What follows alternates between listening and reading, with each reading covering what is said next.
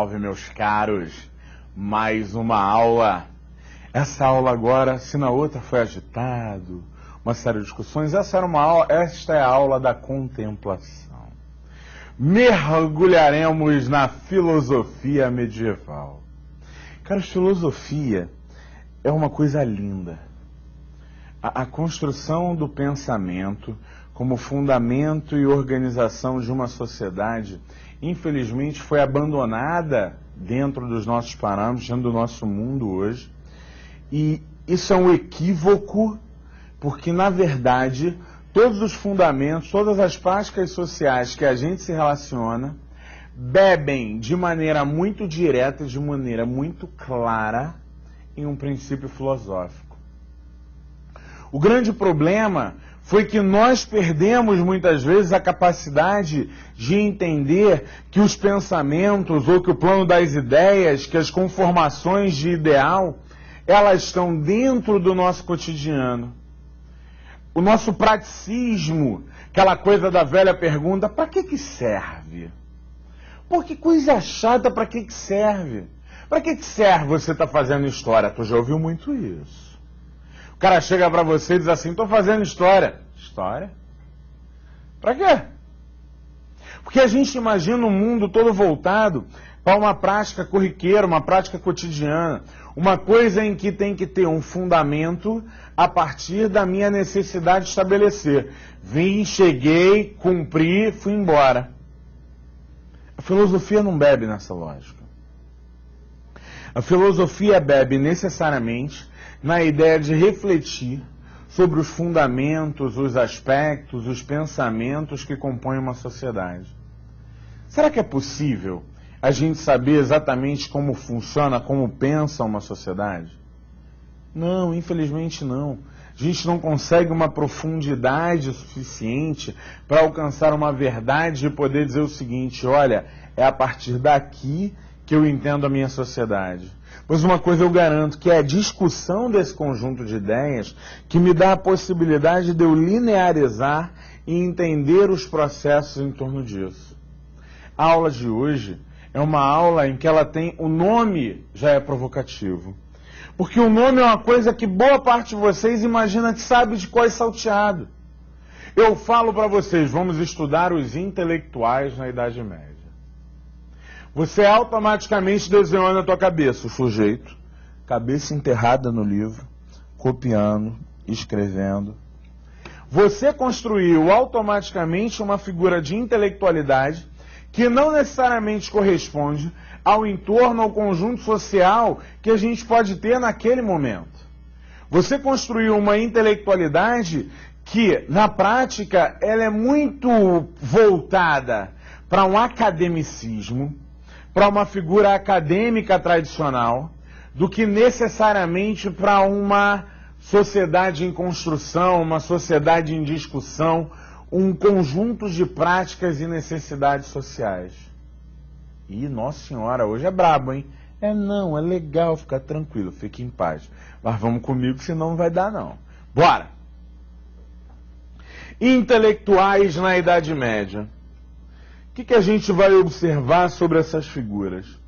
Eu vou entender como intelectual aquele sujeito que automaticamente pensa, idealiza e discute sobre o fundamento da organização social. Eu tenho vários intelectuais na Idade Média e vários intelectuais que me ajudam a compreender e discutir elementos de uma determinada sociedade. Eu tenho 2 livros absolutamente lindos sobre essa questão que vocês podem comprar com alguma facilidade, que é o Jacques Verger, Homens de Saber na Idade Média, e o próprio Legoff, que é o Intelectuais na Idade Média. Vou conseguir, em uma pequena aula, abordar todos os elementos, todas as formas de pensamento medieval, nem que eu quisesse muito. É infelizmente impossível a gente construir todos os processos que me ajudam a compreender sobre as linhas de pensamento medieval. Mas algumas já me ajudam a identificar logo de cara. Vocês acham que a cidade ela transforma a figura do intelectual, ela transforma a figura dos homens que se direcionam e que se especializam no saber. Será que eu consigo entender de maneira clara que o intelectual na Idade Média é só o teólogo? Será que é só o cara que estudou sobre Deus que vai estar me dando direcionamento, me ajudando a entender sobre esse intelectual? Eu preciso me questionar quando nasce esse intelectual. O que eu vou entender como esse intelectual? Para aí eu poder entender muito mais claramente como a organização da cidade vai impactar sobre esses intelectuais. Como eu vou ter uma nova construção eclesiástica a partir de novos materiais que vão começar a chegar, traduzidos, olhem que coisa fantástica, materiais traduzidos do árabe, materiais sobre a história, a cultura e a organização grega, traduzidos de materiais de Avicena, de Vanhoé. Eu vou transformar o meu conhecimento medieval a partir do pensamento sobre as questões de universidades, sobre o humanismo. Rainha, o humanismo não tem a ver com o Renascimento e quer dizer que isso é o fim da Idade Média? Vou contar um segredo para vocês. O Renascimento é o filho mais ingrato da Idade Média. Ele é fruto, ele tem todas as suas organizações, todas as suas práticas, toda a sua lógica dentro do mundo medieval e simplesmente ele é pensado e entendido como uma negação do mundo medieval. E isso a gente não vai aceitar. Mas vamos lá, vamos pensar um pouquinho. Essa imagem é ótima, não é? Porque dá a ideia justamente do professor, o que é um mestre. Reparem que eu não estou no mesmo modelo de escola que a gente vai encontrar no século XX. Ao mesmo tempo, me ajuda a entender que eu tenho uma construção de centralidade em torno do mestre, que eu tenho a valorização da escrita, em especial da escrita eclesiástica. Deste conjunto é que a gente vai pensar e vai entender como nasce o intelectual. Vamos lá. Para quem não sabe, eu sou especialista nessa parte da educação e na intelectualidade sobre a Idade Média. Até por isso eu preciso conter em alguns elementos para a gente poder entender. Mas em uma linha que eu vou buscar um pouquinho, até aumentando a lógica que o template trabalha com vocês, que a aula em si trabalha com vocês, vamos tentar relembrar um pouquinho como é que se constitui essa figura. Dentro do Império Romano, lá atrás, lá no século I, no século II, no século III, eu tenho notoriamente figuras que vivem e são direcionadas para a própria construção da intelectualidade.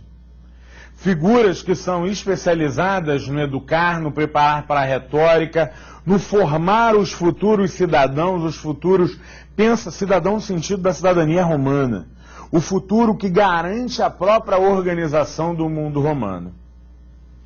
O modelo trabalhado e estabelecido pelo mundo romano, ele bebia muito diretamente na questão das escolas filosóficas helenísticas e na tradição recebida do mundo grego.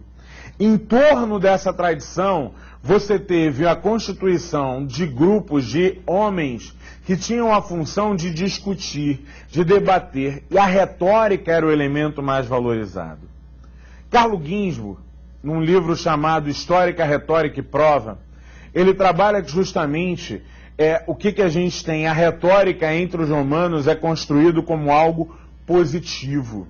Retórica, o que é retórica? Retórica é o exercício do falar, do agir, do bem falar, do dominar os elementos. Os romanos trabalhavam com a retórica com este fundamento do bem agir, do bem manter, do bem falar. Aristóteles, no entanto, no mundo grego, vai estar pensando essa retórica como um exercício de falácia, um exercício de negação. O bom retórico não é aquele que revela a verdade, é aquele que engana. As tradições filosóficas em torno do Império Romano, já a partir do século III, elas estão bebendo de maneira muito forte em duas grandes correntes. estoicismo e neoplatonismo. Lembra de Platão? Ah, vai, lembra. Não, faz isso não. Vai lá, vai procurar na internet, vai ver um mito da caverna, no mínimo, toma jeito. Você lembra? Então vem cá comigo. Vai ver o estoicismo é bom falar porque não é tão conhecido. O platonismo, ele trabalha com a dualidade dos mundos. Eu tenho a questão de um mundo de sombras, um mundo físico reproduzido, que seria esse que a gente vive, e um outro mundo que seria identificado como plano das ideias. O neoplatonismo, ele vai ser uma adaptação dessas ideias, criando uma noção que vai inclusive influenciar a igreja, de que na verdade eu tenho dois mundos. Um mundo que é uma reprodução alterada daquele mundo verdadeiro. Este mundo vai ser reproduzido e vai ser organizado dentro da figura neoplatônica por um bispo chamado, em especial, outros trabalham com isso, mas em especial, Agostinho de Hipona. Agostinho é o grande organizador da linha filosófica e da organização medieval. Reparem bem, uma figura como Agostinho não é um cara em que você vai pensar que ele não tenha funções eclesiásticas. É óbvio que ele tem funções eclesiásticas. Mas ele é principalmente, o seu papel é de um debatedor, de um organizador. Ele escreve os tratados religiosos, difunde esses tratados, troca essas ideias. Então, ele vai trazer para este conceito, para esta organização mental medieval, muito fortemente a tradição platônica, ou a tradição neoplatônica. Nesta dualidade dos mundos, onde está Deus? Deus está num plano superior. Deus está neste mundo ideal. Deus habita a Jerusalém celeste. E o mundo em que nós vivemos é um mundo que, na verdade, reproduz de maneira imperfeita isso. Quem busca se direcionar a este outro mundo seria a ideia de uma passagem, de um alcance. Isso não é platônico, isso é neoplatônico. Vem da ideia justamente da salvação eclesiástica. Quer dizer, você vive e você vai encontrar a Deus, você vai encontrar esta verdade na sua morte, claro, se você dentro desse mundo limitado, você alcançou o bem-agir. A linha do estoicismo, ela vai justamente influenciar sobre a forma de entender esse bem-agir. Se eu tenho o neoplatonismo construindo as ideias, o estoicismo ele vai defender que o bom cidadão, o bom homem, é aquele que age com controle, com ascese, controla seus movimentos, suas ideias, seus atos. O estoicismo vai defender o purismo, o controle moral, uma linha filosófica que bate de maneira muito intensa com a necessidade da manutenção da própria estrutura de pensamento. Quando a gente pensa sobre a conjunção desses dois elementos, eu chego nas bases do cristianismo medieval. Um cristianismo, por exemplo, vai valorizar a figura da ascese. O que seria a ascese? Será justamente isso, conter a alimentação, conter o riso, conter o sexo, conter os elementos que de alguma forma podem te afastar da própria divindade. Este jogo, esta necessidade do afastamento, é um dos princípios filosóficos que vão marcar a igreja desde o século V, 4, 5, até o século XII.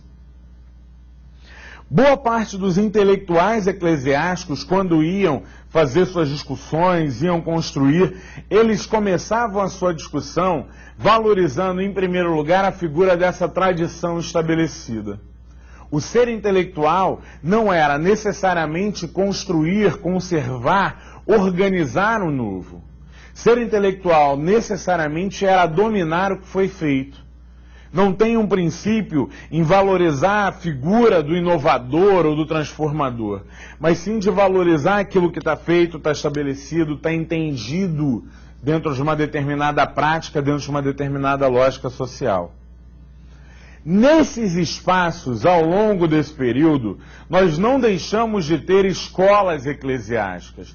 Só que qual é o sentido de uma escola? Um espaço institucionalizado, organizado, trabalhado, em que um sujeito vai estar lá trabalhando de maneira, preparando os alunos, não.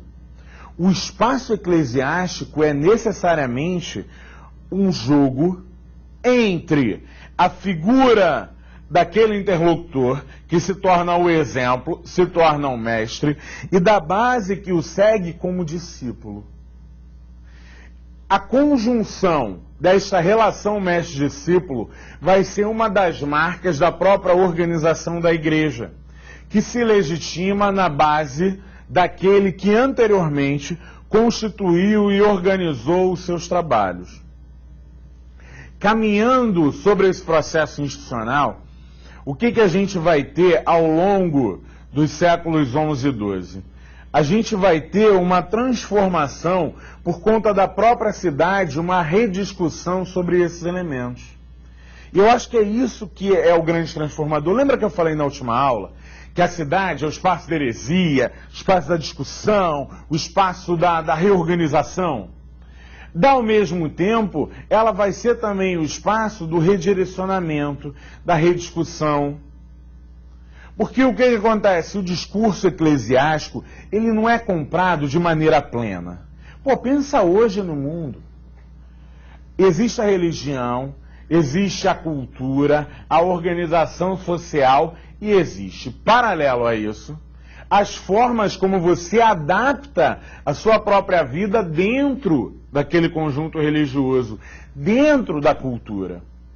O século XII, com a cidade, ele vai trazer a necessidade de rediscutir elementos que já estavam presentes e muito tradicionais dentro da própria igreja. Então, a figura no neoplatonismo, a figura do estoicismo, que aí já está pensado mais como a ascese mesmo, ela vai estar sendo levada para essas escolas que eram algumas paroquiais, ensinamentos básicos da religião. Um segundo elemento desta escola seria o de preparação dos clérigos para ascender aos cargos políticos mais especiais. Não era uma escola integrada, uma escola plena. Tanto que alguns autores, quando falam dessas escolas, tendem a chamá-las e a tratá-las, no próprio momento, de escolinhas. É a ideia de um movimento inferior intelectual e que não necessariamente preparava ao nível do que era identificado nos mosteiros. As escolas monacais, as escolas dentro do mosteiro, eram consideradas as grandes escolas, os grandes modelos escolares que eram debatidos, introduzidos, trabalhados dentro dessa discussão. Esta escola vai ser chamada de escolástica.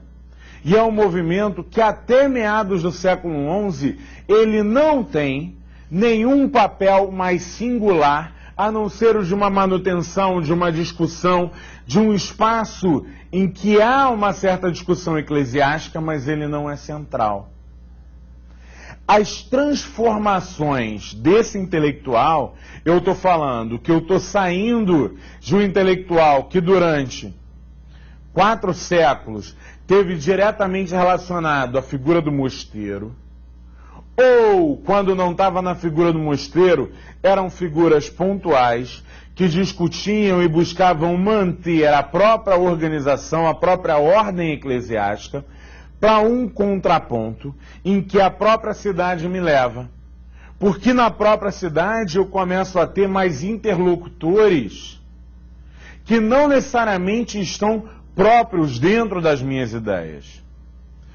O filme O Nome da Rosa, tem uma figura muito forte, porque a figura do Guilherme, que aparece, o Guilherme de Ockham, ele é uma figura que vai fazer referência a uma série de outros intelectuais naquele momento.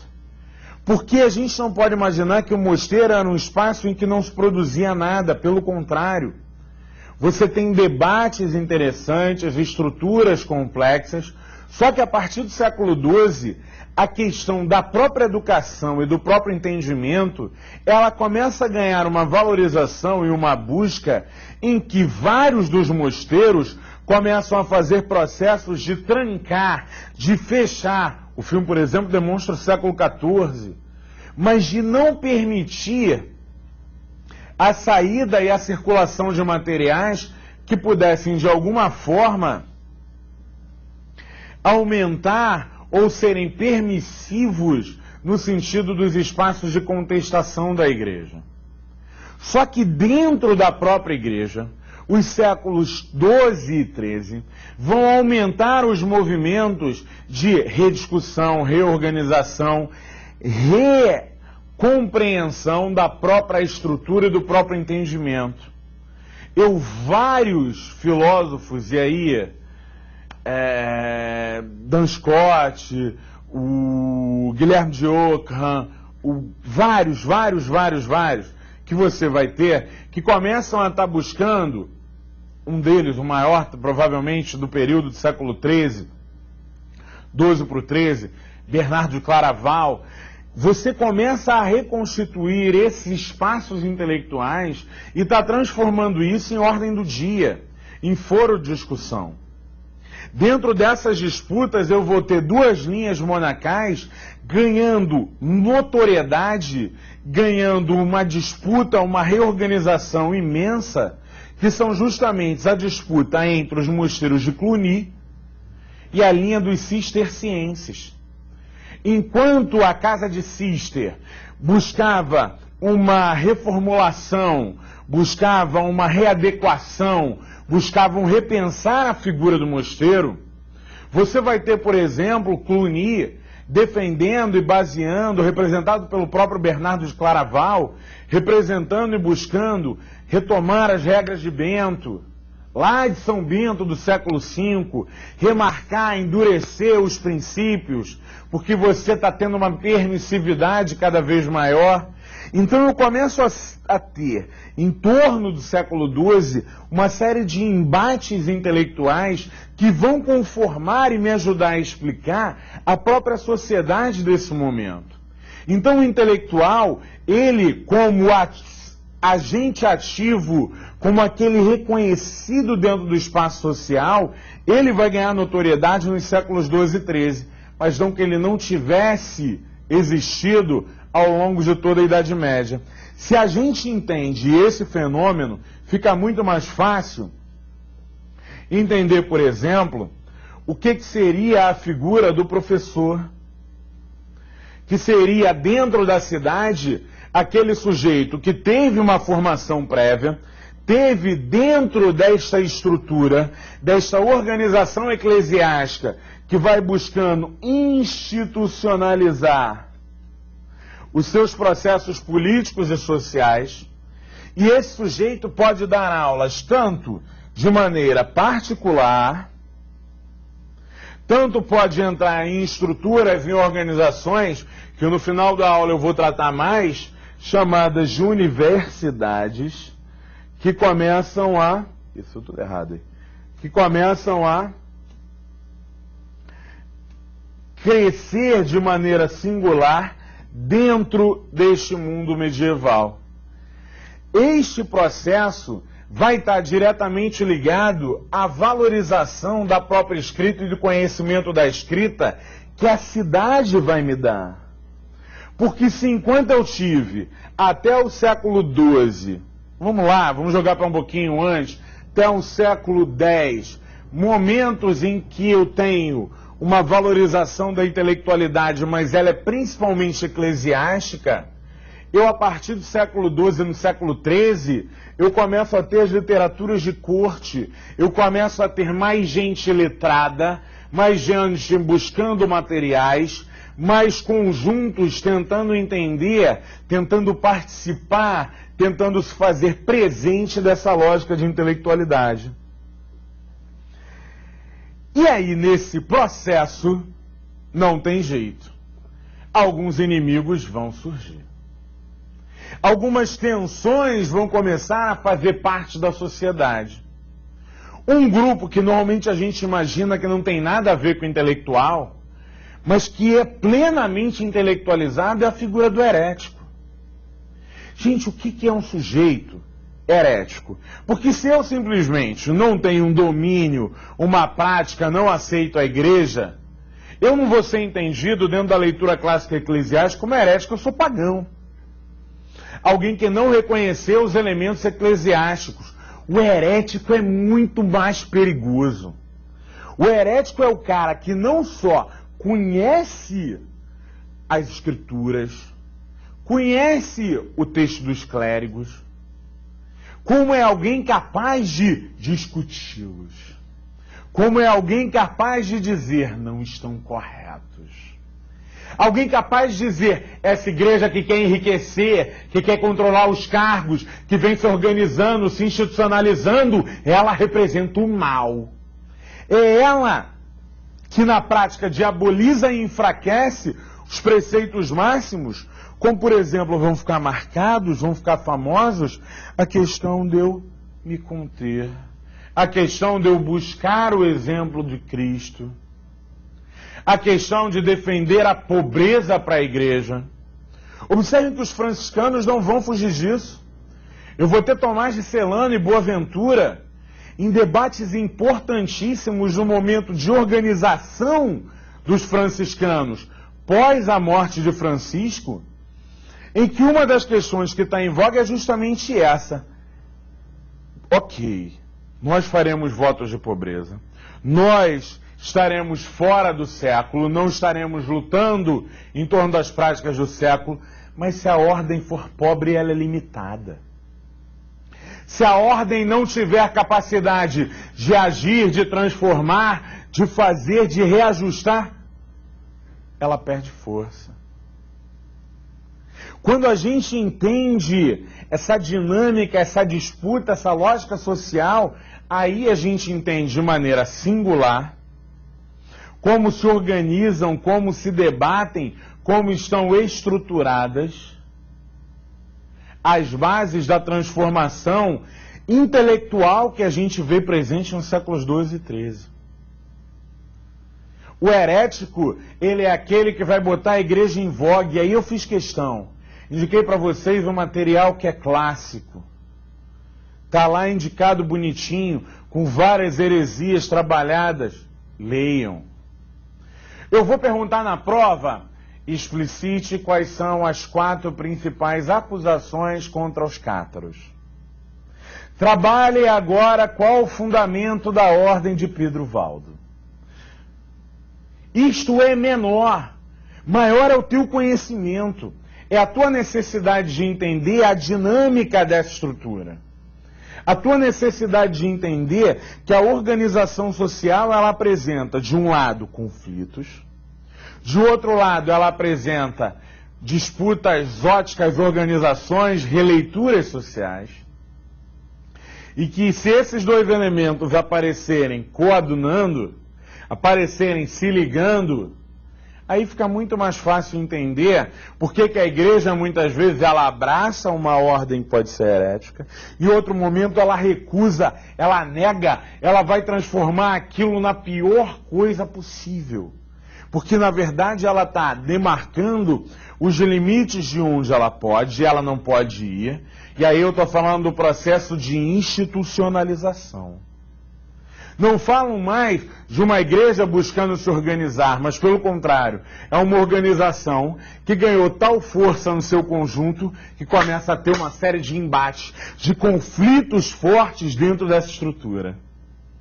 Porque se eu entendo isso, fica muito mais fácil eu entender os grupos que de alguma forma representam perigo. Por exemplo, muçulmanos e judeus vão representar perigos sérios. Por quê?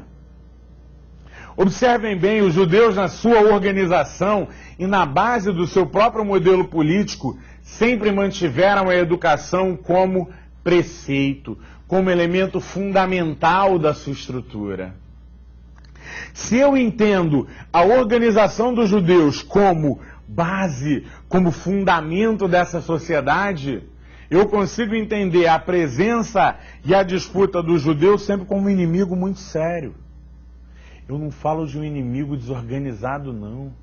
Falo de um grupo que lê, falo de um grupo que, além de ler, se organiza socialmente, mantém vínculos religiosos próprios, se estrutura dentro de uma sociedade que se pressupõe organizada e cristã. O judeu não pode ser considerado um herético, apesar em alguns materiais vão aparecer. O judeu conhece a mensagem. Ele viveu a tradição do Velho Testamento. Se eu negar o Velho Testamento, eu estou negando boa parte aí do que vai ser organizado no cristianismo. Essa coisa das igrejas católicas não lerem mais sobre o Velho Testamento, isso é Concílio II do Vaticano. Século XX, foi ontem de manhã. Aqui, eu uso o Velho Testamento como base o tempo todo, eu tenho que dialogar com o judeu. O judeu comemora a Páscoa também. E se minha Páscoa bater junto com a dele, qual das duas é a Páscoa? Então ela não pode bater. A conta tem que estar organizada.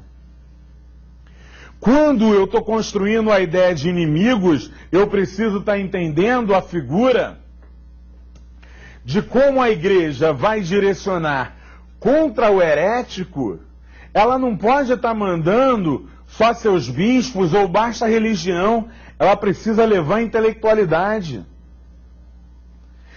Este quadro representa a vitória da cruzada albigense contra os cátaros. Reparem bem, eu faço uma cruzada para dentro da própria Europa. Este movimento de combate aos cátaros e combate às heresias tem alguns elementos fantásticos. Se a gente for pensar, por exemplo, que Antônio de Lisboa, franciscano, é levado, é direcionado, quer dizer, Antônio de Pádua, franciscano, vai para Lisboa, vira Santo Antônio de Lisboa, e vai para lá para combater os cátaros. Vamos observar elementos da mensagem dos cátaros.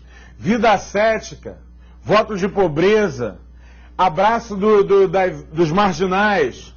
Ué, os franciscanos também fazem isso. O direcionamento franciscano para a região é para, se eu vou utilizar a força militar, se eu for utilizar a vida do governo, mas também que eu possa estar utilizando, que eu possa estar levando outros elementos para compor esta organização, para que eu não possa substituir intelectualmente aquela heresia por um elemento eclesiástico. E aqui o quadro tem uma figura fantástica, reparem, olha como é que os cátaros vão ser desenhados. Primeiro, mulheres à frente, nuas. Lembra da última aula? Homens, nus. Contraposição com o exército, com a força liderada. Que tipo de representação você está querendo dar nesse quadro? É justamente a contraposição, é justamente você demarcar o horror que pode representar a heresia. Isso é um processo que está diretamente relacionado, meus caros, à figura do intelectual. Sem eu entender a figura do intelectual nesta construção, nesta formação, eu tenho uma fragilidade das minhas ideias. Esse quadro é ótimo. Esse quadro é ótimo. Eu tenho, então, um mundo de novas ideias. Eu tenho a questão das heresias estabelecidas. Eu tenho a questão de precisar entender e interagir com os novos materiais que estão sendo descobertos. E aí, neste quadro, é inegável, é absolutamente necessário eu relembrar a figura de Tomás de Aquino. Olha para cá. Olha que elemento fantástico. Já disse para vocês que as bases eclesiásticas tradicionais, elas bebiam numa proposição em especial neoplatônica.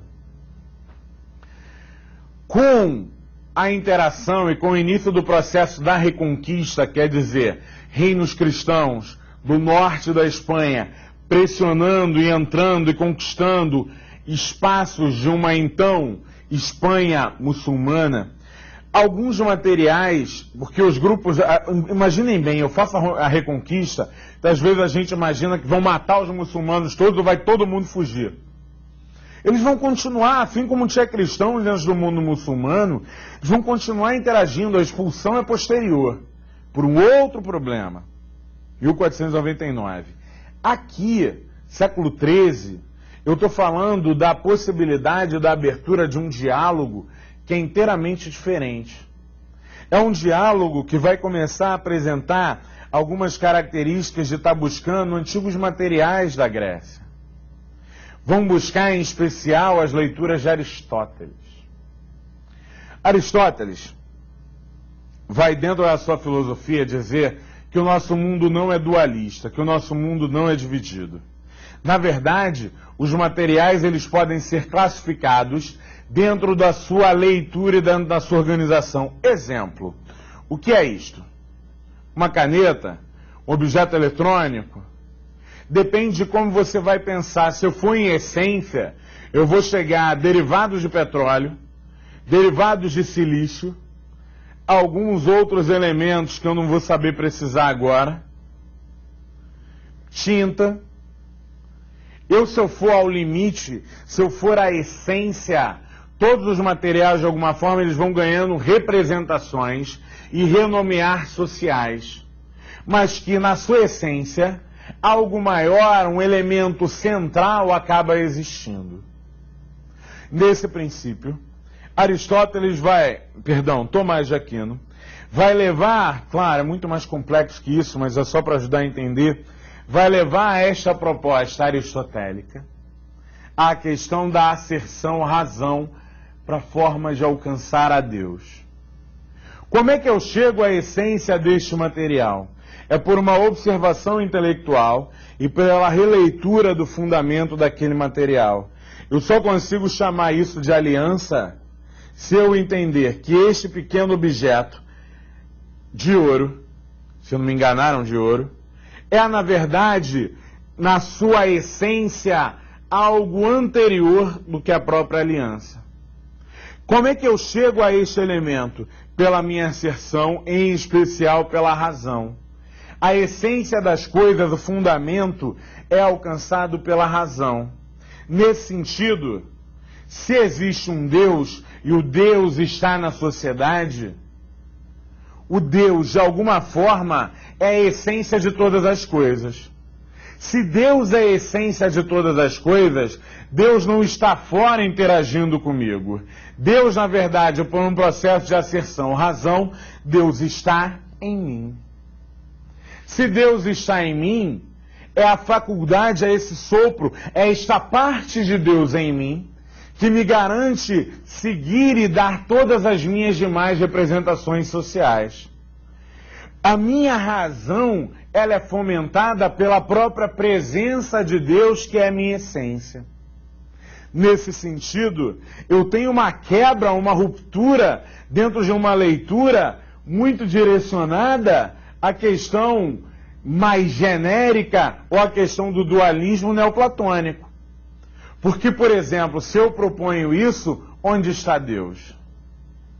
Deus vai ser alcançado como? Deus vai ser alcançado, em especial, pelo processo asserção-razão. Deus vai ser alcançado no seu limite por uma operação intelectual. Então, reparem que Aristóteles vai, dentro deste, Tomás de Aquino, ao buscar, ao recuperar esse limite e essa proposta, vai estar buscando justamente readaptar, reorganizar e propor um novo entendimento, um novo local para a razão. Porque a fé, ela passa a ter um fundamento primordial, um fundamento fortíssimo, mas ela é menor do que a própria operação racional, que vai me ajudar a entender a própria leitura desta lógica aqui, olha. A asserção-razão, que introduz o aristotelismo medieval, vai trazer a figura de Deus e a forma de alcançar a Deus não mais para um discurso genérico, mas sim para um discurso intelectual. Esta figura de um discurso intelectual, obviamente, afasta determinados grupos de alcançar, de se posicionar diante deste quadro. Afasta a possibilidade da gente estar pensando que a fé pode ser alcançada por um processo racional, então ela precisa de quem nos guie, ela precisa de quem nos leve, ela precisa daquele que me educa e daquele que vai me direcionar para alcançar esta minha essência. É este elemento valorizado, que justamente vai dar base para a gente entender a formação da organização das próprias universidades medievais. É esse processo que vai permitir eu entender a popularização na cidade de movimentos que, de alguma forma, contestam a religião ou a religião da forma como era exercida e vão se apoiar e vão redirecionar a necessidade da própria universidade. Vamos pensar direitinho? As universidades são fruto do século XII. São fruto da própria necessidade da igreja se organizar, se estruturar, de buscar dentro dos seus fundamentos, não só sofisticar a formação, formando corpos específicos de médicos, advogados, buscando oferecer uma formação ampla de teólogos na atuação das cidades, mas ao mesmo tempo ela vai dar a possibilidade de ser criado dentro das cidades um espaço específico, um espaço em que muito mais gente começa a ter a possibilidade deste acesso. Gente, estou pensando numa universidade popular, uma universidade para todos ou algo do tipo? Nunca, jamais, em hipótese nenhuma dentro desse momento. Estou pensando em uma universidade que vai estar construindo uma leitura diferente dessa própria sociedade. Uma sociedade, uma universidade que num primeiro momento, quando ela vai ser formulada, ela vai ter uma função eclesiástica. Conforme seus quadros e quem pertence a seus quadros ganha movimento, eu passo a ter grupos que, uma vez formados, vão de maneira laica funcionar e trabalhar como professores. Professores remunerados. Alguns com grande remuneração, isso era uma boa voltar, né? Mas alguns com grande remuneração, ganhando todo um papel singular dentro da sociedade. Eu passo a notar uma aristocracia buscando se formar dentro daqueles princípios sociais. Eu passo a ver figuras, elementos, buscando agora, como da burguesia, homens que de alguma forma tenham condição de acesso, e esses burgueses vão bancar os seus estudos, vão direcionar o seu papel e o seu entendimento para dentro dessas universidades. Por que o burguês faz isso? Que ele acha bonitinho, nossa, tão legal o cara ser alfabetizado. Saca a figura dos mecenas, que vão bancar os pintores, vão bancar as figuras importantes da intelectualidade, são mecenas que começam a ver neste grupo a possibilidade de alguém que os defenda, que os direcione, que os ofereça condições mais importantes. Dá uma abertura para esse grupo transformar e ter uma ascensão social, não só em termos econômicos. Amigão, economicamente, hoje a gente fala em ascensão social dentro desse falso mundo capitalista. Você poderia ter muitos, você tem judeus riquíssimos que não necessariamente passavam para o topo social. A universidade, ela passa a ser então um elemento ao ser almejado. Claro, vão haver formas de controle, vão. Num primeiro momento, as determinações e o controle está na mão da própria eclésia, está na mão do próprio clero, da igreja, para poder limitar esses acessos. A partir do momento que esse fenômeno vai se tornando um processo contínuo, reformulado, reafirmado, você começa a ter uma universidade que ela começa a ser buscada e muitas vezes bancada. Você passa a ter uma universidade de laicos. Universidade Laica de Paris, quando Paris rompe com o papado, você afasta todos os mestres clérigos, todos os mestres de formação religiosa e traz mestres laicos para dentro da universidade. No entanto, uma universidade em Portugal, você vai ter toda uma manutenção do status religioso, porque o próprio governo de Portugal, fruto dos processos de reconquista, estão colados de maneira clara, estão direcionados e abraçados entre si. Se a gente entende, por exemplo, o espaço da Germânia, Você vai ter centros de apoio e centros em que você se afasta da igreja. Mas a universidade é um processo que ele não volta mais, porque ele vai ganhar um papel social diferenciado, porque você passa a ter um status dentro daquelas cidades, dentro daquele crescimento, dentro daquela dinâmica social, em que você se transforma. Você passa a ser entendido como um grupo singular dentro daquele domínio. Não à toa, já quando a gente vai chegando no século XV, vai seguindo, você começa a notar o quê?